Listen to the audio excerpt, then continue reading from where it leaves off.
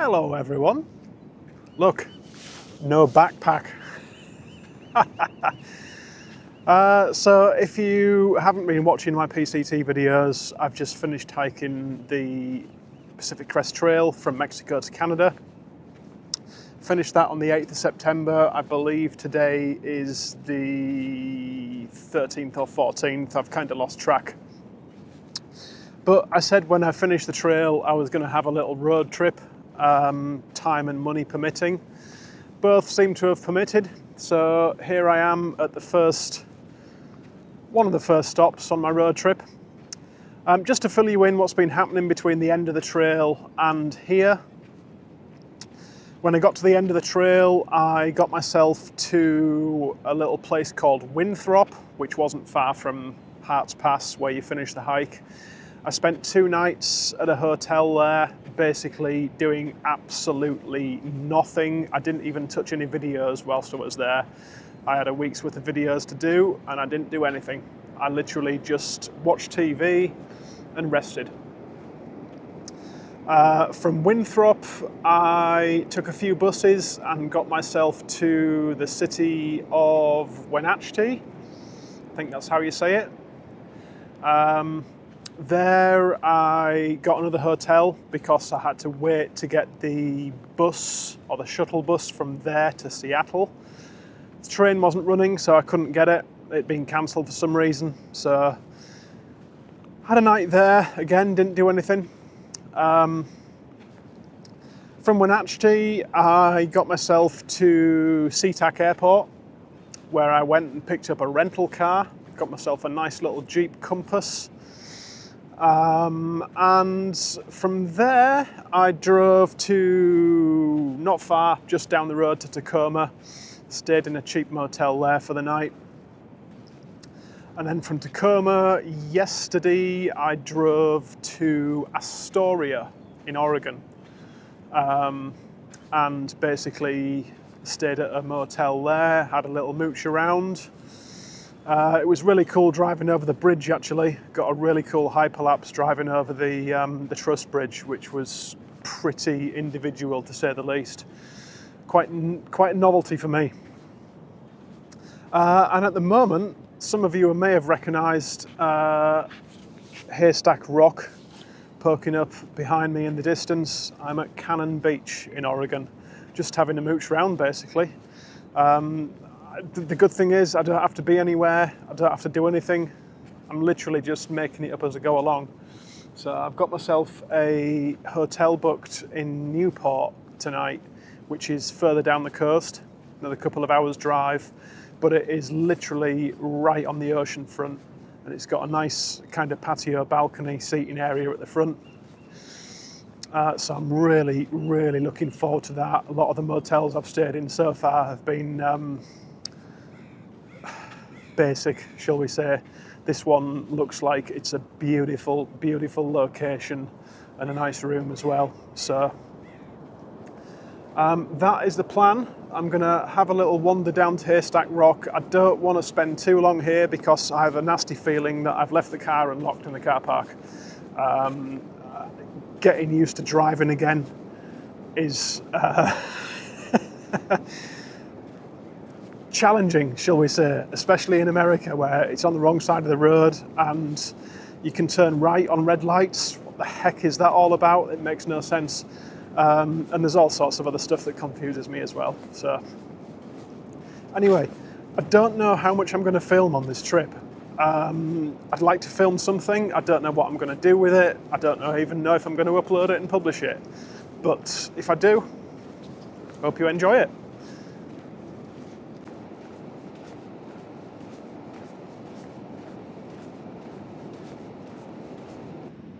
All right, so I'll try and answer a question that I'm guessing a few people want to ask.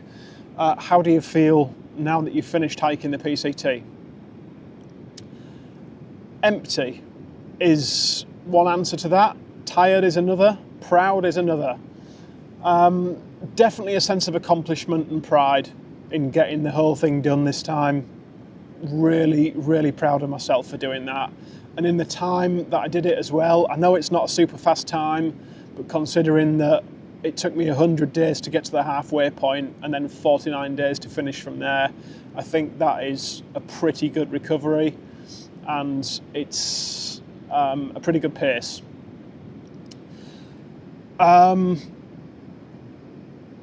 There's like a sense of emptiness, I guess. It's like my purpose has gone. For 5 months, my purpose has been solely to get to the Canadian border. And now I've accomplished that. It's almost like, well, what do I do now? It's a bit of a strange one. So yeah, feeling a little bit empty, a little bit lost. Kind of, it's weird. I got to the point where if I didn't hike 30 miles in a day, I was getting annoyed with myself. I didn't count that as like a full day's hiking. And looking back now and thinking, you know, I was getting up at like 5 o'clock in the morning and hiking by 6. Some days I was doing 30, 35 miles, all that elevation change in the mountains. That's just crazy. And yet it became normal to me. Now I'm sat here on this beach thinking, do I fancy hiking 35 miles today? And I'm like, no, I don't. I don't want to do that. So I'm glad I've got it done, but I think it's going to be a while before my next long through hike. It's just starting to rain, by the way. So yeah, I'm very pleased with myself. I'm also very glad of having a rest. My feet are in worse condition than I realised. I've got some pretty bad calluses in places, a lot of hard skin, and I don't think I would have had many days left in me towards the end of that hike. I think it's a good job it ended when it did. But yeah, that's how I'm feeling at the moment. Happy and sad at the same time. A little bit empty, like I say, a little bit of loss of direction.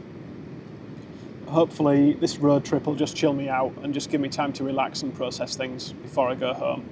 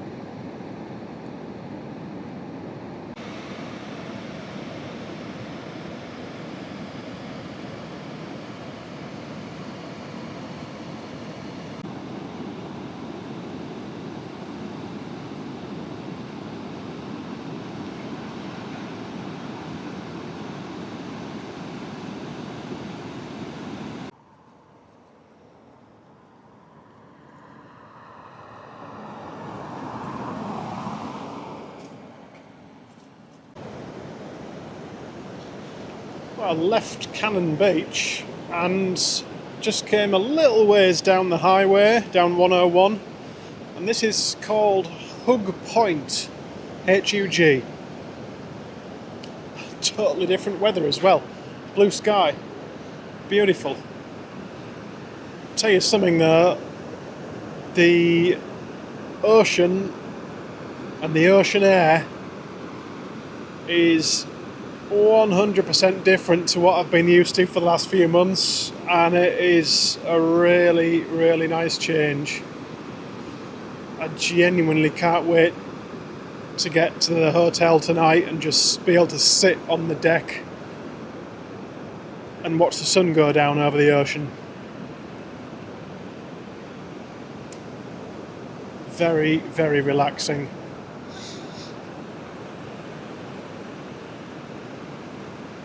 There are a lot of dead jellyfish on the beach here.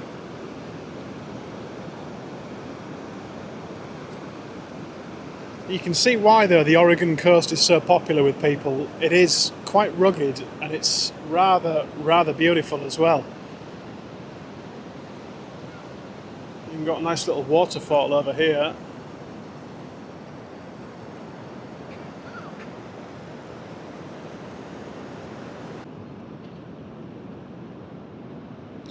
Well, it's a little after 1:30 p.m. Another stop down the coast. This is the little town of Manzanita. And this is the beach, as you can obviously see. Very, very quiet compared to the other places I've been this morning. Extremely pretty as well. This town doesn't quite seem to have the same sort of appeal as Cannon Beach. Cannon Beach was absolutely jam-packed with tourists and sightseers and day trippers. The actual town itself was full of little cafes and art galleries and shops and things. I did intend to stop here and get something to eat in a cafe, but I've not seen a great deal so far, so that might be a little bit difficult. I'm sure I'll be able to find somewhere. Just listening to that ocean sound there. So nice.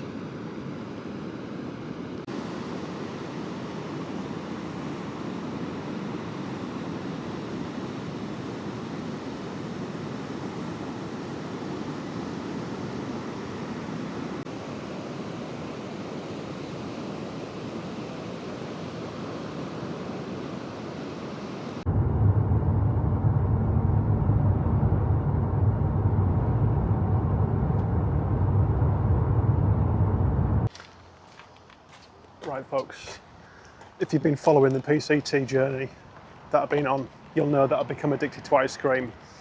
Anyone that knows the Oregon coast may well be able to guess where I am right now. That's right, it's the Tillamook Creamery. They've even got a giant cow looking at you when you're walking in. It looks quite cool actually, and I can see tons of people walking around with ice cream. Should be in the element here.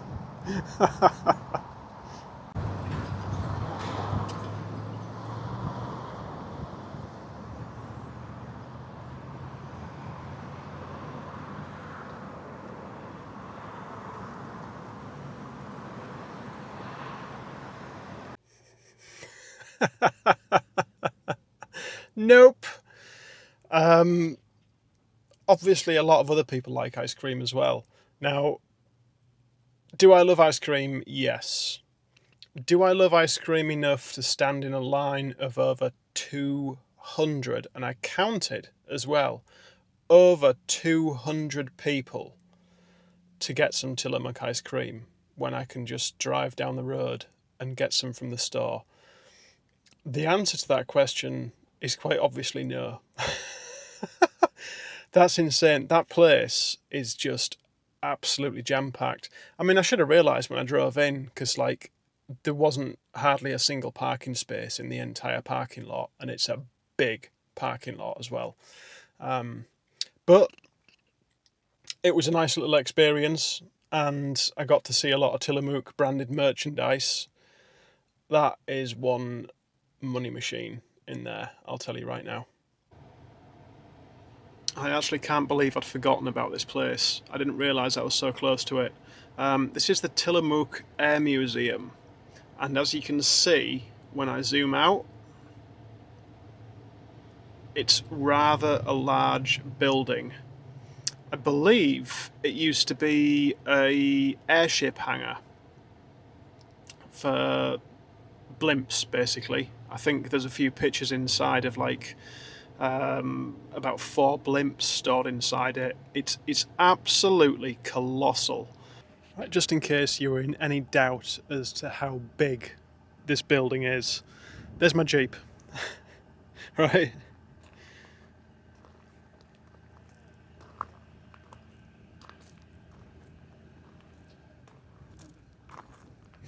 That structure you see on the right, the big concrete stanchions, big concrete pillars, that's the door or the runners for the doors.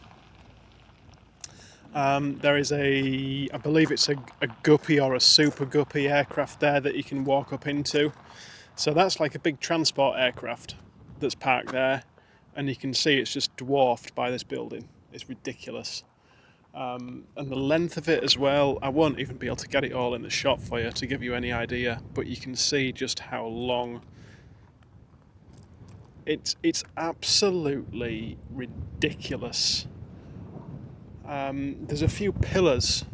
There was another one, at least one more around here somewhere.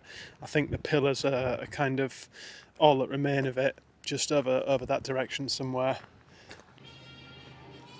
Right, I decided to come in because I couldn't resist it. It was $14 to get in. That right there is the nose of a Boeing B-52G Stratofortress. One of the huge bombers. And that was used in the Gulf War, apparently, that one. There's a little information board about it right there.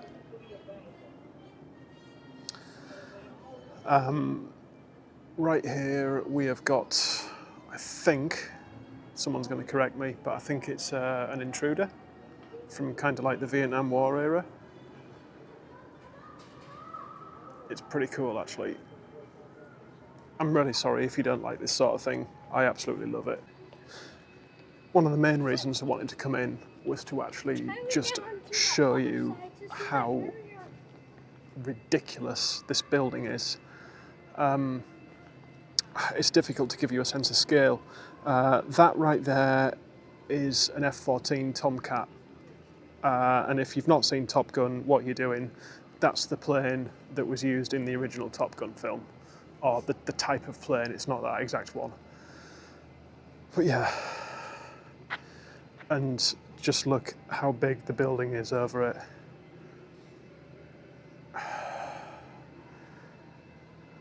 It's ridiculous. It's absolutely crazy.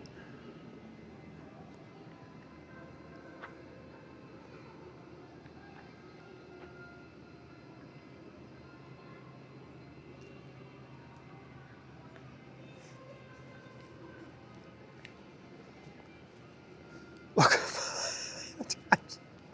Can you imagine how big the blimps were that were in here?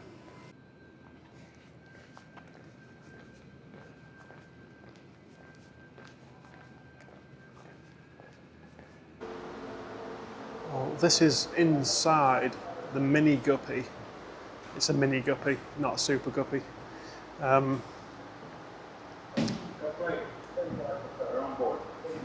they'll let you walk up into the back of it, into the cargo area. I think you can even go in, have a look in the cockpit as well. Left lane, right.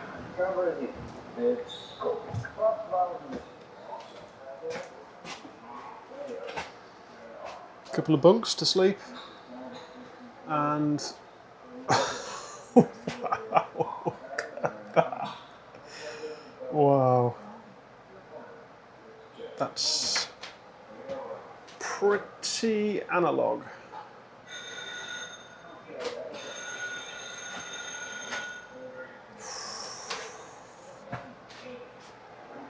Crazy. Cool place though. So I'm stood right at the end of the hangar now outside. That door that you see there is basically what I'd call like a normal size house door. And then that should give you some idea. It's so difficult to get scale on it. I don't know how far I can walk around. That's the mini guppy that I've just been inside. It's looking quite sorry for itself.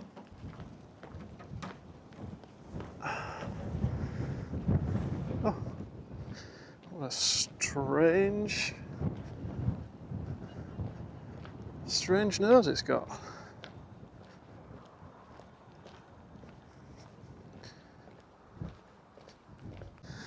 So there's these little railroad tracks leading out from the hangar doors. spin round now.